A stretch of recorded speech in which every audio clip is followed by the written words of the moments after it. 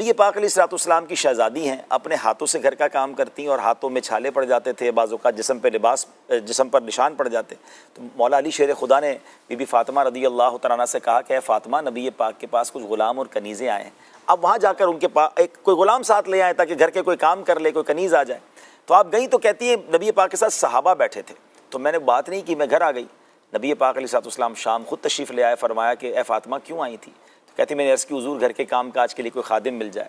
तो सरकार दो आलम अलैहिस्सलाम वो खातून जन्नत जिनको फरमाया करते कि मेरे जिगर का टुकड़ा है, उसके बारे में फिर नबी पाक ने क्या ये नहीं किया कि उन्हें ग़ुलाम दे दिया या कोई खादिम दिया।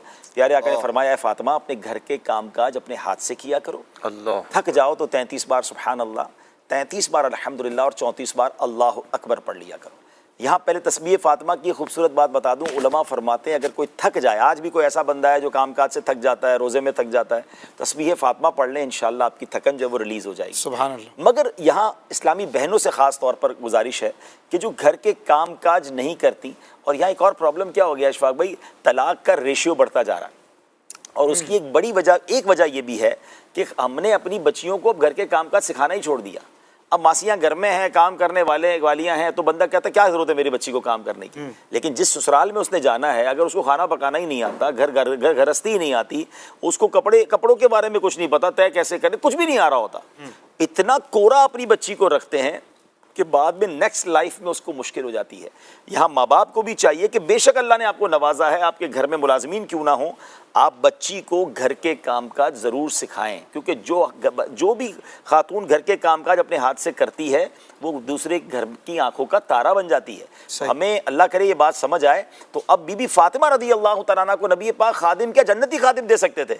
आप तो जन्नती खजानों के मालिक हैं ना, मगर आपने अपनी बच्ची की तरबियत इस तरह फरमाई। तो यहाँ माँ बाप के लिए भी एक दर्स है कि वो बच्चियों की तरबियत कैसे करें, और यहाँ उन बच्चियों के लिए भी दर्स है। ईद के दिन करीब आ रहे हैं, तो जो बेचारे ऐसे लोग हैं जो मिडिल क्लास हैं या गरीब लोग हैं, उनके घरों में फरमाइशी लिस्ट शुरू हो गई है कि हमें ईद के दिनों में ये भी चाहिए, ये वाले कपड़े भी चाहिए, तो ये भी चीज़ें चाहिए।